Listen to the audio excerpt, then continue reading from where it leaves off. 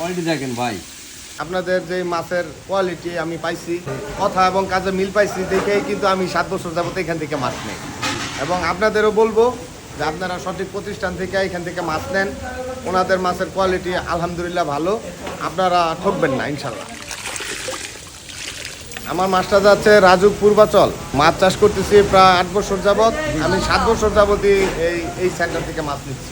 চাষি ভাইদের উদ্দেশ্যে আমি এক কথায় বলতে চাই যে আপনারা সঠিক মাছের পোনা কিনুন, সঠিক প্রতিষ্ঠান থেকে কিনুন এবং টাকার দিকে না তাকিয়ে মাছের গ্রেডের দিকে তাকান।